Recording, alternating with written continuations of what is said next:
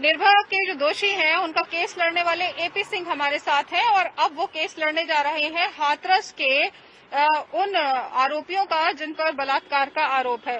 सिंह साहब, पहला सवाल तो ये ही कि आप पर पहले ही इतना आरोप लगा हुआ है कि निर्भया को इंसाफ दिलाने में आपने देरी करवाई जितनी करा सकते थे, अब फिर दोबारा आपने वही केस ले लिया। नहीं, ये तो मीडिया का आरोप है ना, आम जनता का नहीं। आम जनता तो कहती है आम जनता भी निर्भया के साथ थी। आम जनता नहीं है, कोर्ट कानून ज्यादा थी, मीडिया ज्यादा थी, मीडिया ट्रायल था। वही अभी हाथरस केस में भी मीडिया ट्रायल ज्यादा होने लगा, राजनीति ज्यादा होने लगी। हाथरस पिकनिक स्पॉट बन गया। हाथरस के द्वारा उत्तर प्रदेश की 2022 की सरकार पलटने की बात होने लगी, वो चुनाव की बात होने लगी, राजनीति होने लगी। किसी भी केस में मैं कहता हूँ राजनीति नहीं होनी चाहिए, मीडिया ट्रायल नहीं होना चाहिए, उसकी फेयर इन्वेस्टिगेशन हो, अच्छी जांच हो। मीडिया इस मामले को कवर नहीं करती तो कोई सुध लेने वाला ही नहीं था। लड़की का जो शव है जिस तरह से जलाया गया उसको आप ठीक मानते हैं? नहीं, तो एफआईआर नहीं, वो ह्यूमन राइट का वायलेशन है, वो ह्यूमन राइट का वायलेशन था, लेकिन निष्पक्ष जांच होनी चाहिए। जब पहली एफआईआर अंडर सेक्शन 307 की रजिस्टर्ड हुई इस केस में और मां का बयान सबके सामने सबसे पहले आया, जब मां का बयान आया, मां साथ थी, विक्टिम के पीड़िता के साथ थी, उसका भाई भी, लड़का भी जो था संदीप, वो था, उसके साथ मारपीट हुई, बहन और भाई की मारपीट हुई, इसलिए हुई क्योंकि उसे उनके अफेयर के बारे में पता चला। जो आप कह रहे हैं कि गैंग रेप का या रेप का केस ये है ही नहीं, बल्कि ये हम नहीं कह रहे, मेडिकल रिपोर्ट कह रही, जो मेडिकल रिपोर्ट है, जो एमएलसी है, उसमें रेप नहीं आया।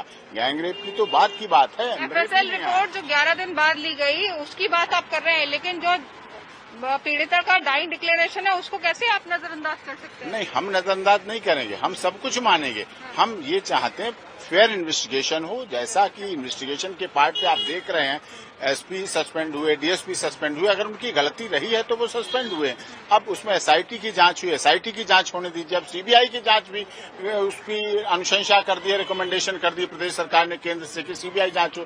अब सीबीआई जांच हो, देश की सबसे बड़ी जांच एजेंसी है, उस पर भरोसा करना चाहिए, शिकायतकर्ता को भी भरोसा करना चाहिए और आरोपियों को भी भरोसा करना चाहिए, उनके परिवार को भी भरोसा करना चाहिए। अच्छी तरह जांच हो, अच्छी तरह चार्जशीट आए, सबको दूध का दूध पानी का पानी हो, सबको सामने होना चाहिए। लेकिन आपसे लोग इसलिए नाराज हैं कि एक तरफ देश में जहां मांग हो रही है कि बलात्कारियों के खिलाफ सख्त से सख्त रवैया हो, वहां आप उन्हीं का केस लड़ रहे होते हैं। आप कभी किसी विक्टिम का केस क्यों नहीं लड़ते? बहुत विक्टिम के केस हैं, लेकिन उन्हें मीडिया नहीं दिखाती, विक्टिम के केस दिखाती नहीं। अभी डॉक्टर प्रणब पांड्या का, गायत्री मिशन परिवार के थे, उनका पूरा केस लड़ा, विक्टिम का रेप केस था और कोई नहीं दिखाना चाहता उसमें, क्योंकि अब मैं तो नैनीताल हाईकोर्ट सब जगह गया, पूरी तरह से उसको केस को लड़ रहा हूँ, लड़ा है और भी कई विक्टिम के केस हैं। हाथरस की जो पीड़िता है उसके साथ भी आप खड़े हो सकते थे। नहीं, हम किसी के आरोपियों के साथ ना, हम किसी के साथ खड़े होने नहीं जाते। मेरी आदत नहीं खड़े होने जाने की, मेरी आदत है तो लड़ सकते थे। हाँ, मेरे ऑफिस पे जो आएगा, जो मेरे ऑफिस पे आएगा, कानूनी मदद मांगेगा, हम उसको न्याय दिलाएंगे। हम उसके गुण दोष नहीं देखते, हम उससे नहीं प्रभावित होते कि मीडिया चल रहा है, निगेटिविटी आ जाएगी, क्या लोग कहें। इससे प्रभावित हो गए तो ट्रायल नहीं हो पाएगा, फिर हम न्याय नहीं दिला पाएंगे। आरोपियों के परिवार से या आरोपियों से क्या कोई बात आपकी हो पाई है? क्या बता रहे हैं वो लोग? हाँ, 8-9 दिन से आरोपियों के परिवार से बात हो रही है और उन्होंने हमें अप्रोच किया। उसके बाद हमसे भी ज्यादा उन्होंने अखिल भारतीय क्षत्रिय महासभा और विभिन्न संगठनों को अप्रोच किया। माननीय राजा मानवेंद्र सिंह जो पूर्व केंद्रीय मंत्री रहे, माननीय राजा दिग्विजय सिंह जी बांकानेर पूर्व केंद्रीय मंत्री रहे, महेंद्र सिंह तंवर जी राष्ट्रीय कार्यकारी अध्यक्ष, इन सबके पास अप्रोच की, तब ये सब मीटिंग हुई। तब 2-3 दिन से मीटिंग हो रही है, सब कई 51-52 संगठनों ने मिलकर ये डिसाइड किया कि ये केस लड़ा जाएगा। क्यों? क्योंकि वहाँ SC/ST एक्ट का दुरुपयोग हो रहा है। यानी कुल मिलाकर अब ये लड़ाई तो सवर्ण जो है और SC/ST से जो जुड़े हुए हैं उनके बीच की हो गई ना। इतने ग्रुप्स आप जो बोल रहे हैं कि उन्होंने आपसे संपर्क किया, चाहे वो राजपूत हों या और इस तरह के लोग ऊंची जाति के, तो ये तो ऊंची जाति वर्सेस नीची जाति का केस लड़ रहे हैं ना। ना, बात ऊंची जाति नीची जाति की होनी चाहिए। मैं तो कहता हूँ यह आगे पहले से आई है, मेरे आने से पहले जातिवाद हो रहा है। कोई भी केस, मैं कहता हूँ कोई भी केस जातिवाद, क्षेत्रवाद, भाषा, संप्रदाय, इसके आधार पर नहीं लड़ना चाहिए। केस निष्पक्षता से होना चाहिए, न्याय के लिए होना चाहिए, जिससे न्याय मिल सके। इस तरह से लड़ना कि कोई जाति की बात करे, धर्म की बात करे, क्षेत्र की बात करे, संप्रदाय की बात करे, हमारा देश का, भारत का संविधान नहीं कहता। डॉक्टर भीमराव अम्बेडकर दलित समाज से थे, लेकिन वो संविधान निर्मात्री सभा के अध्यक्ष थे। पूरी दुनिया ने स्वीकारा और स्वीकार कर रहे। महाराणा प्रताप, पृथ्वीराज चौहान, छत्रपति शिवाजी अगर राजपूत समाज से थे तो उन्होंने देश की आन मान शान के लिए अपनी जान कुर्बान कर दी। हम किसी को जातिवाद के ऐसे लोगों ने जहाँ काम किया वहाँ दूसरी तरफ आप बलात्कारियों का केस लड़ रहे हैं।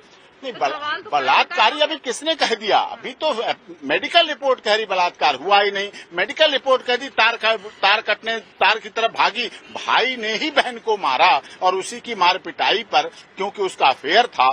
जब फोन आदान प्रदान हो रहा है, फोन दिया जा रहा है, लिया जा रहा है, ये सब कुछ हो रहा था।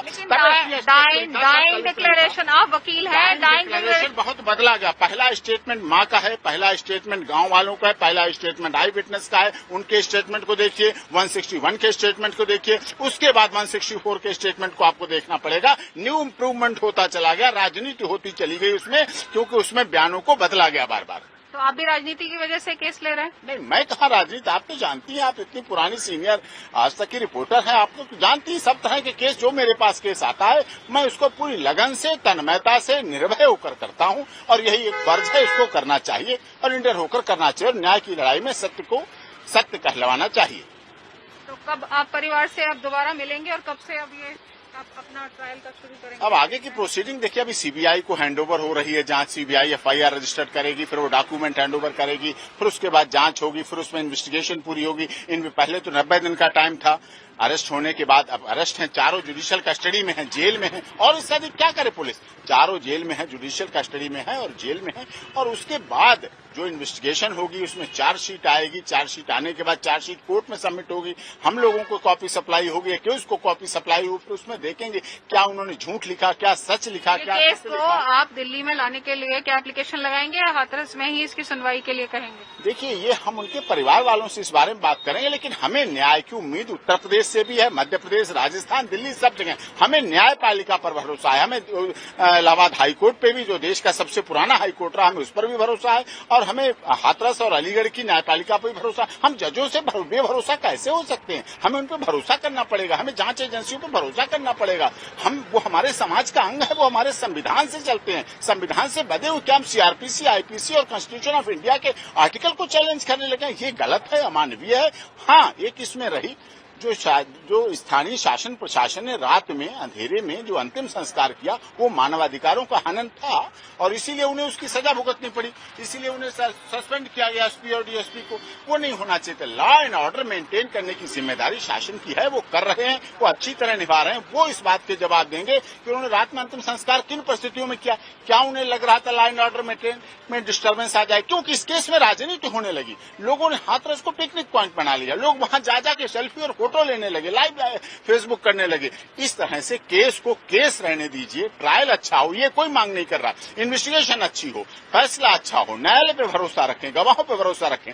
आजकल आधुनिक टेस्ट होते हैं, जो मॉडर्न टेक्नोलॉजी है उसके अंदर पॉलीग्राफी टेस्ट है, ये सब टेस्ट हैं, जितने टेस्ट हैं उनमें होने नार्को टेस्ट पुलिस, मैं तो कहता हूँ शिकायतकर्ता भी कराओ, मुलजिम का भी कराओ, सबके परिवार वालों का भी कराओ और जो गांव के लोग थे उनका भी कराओ नार्को टेस्ट। विक्टिम का नार्को कौन कराने के लिए बोलता है? विक्टिम तो वो खुद ही फैमिली अपनी लड़की को खो चुकी है, उनका नार्को क्यों होना चाहिए? उनका जब सच्चाई में कुछ गलत लग रहा है, जब झूठ लग रहा है, जब ऐसा आरोप आ रहा है कि वो बयान बदले हैं तो नार्कोटेक्स होने में प्रॉब्लम क्या है? नार्कोटेक्स तो मॉडर्न टेक्नोलॉजी का हिस्सा है। अगर हम आधुनिक में जी रहे हैं तो हमें मॉडर्नाइजेशन को मानना पड़ेगा, उसको अपनाना पड़ेगा, उसको अपने जीवन में लाना पड़ेगा। इन्वेस्टिगेशन का पार्ट उसे बनना चाहिए। ठीक है, शुक्रिया हमसे बात करने के लिए। तो ये है एपी सिंह, जो हाथरस के जो आरोपी हैं, उनका केस लड़ने जा रहे हैं।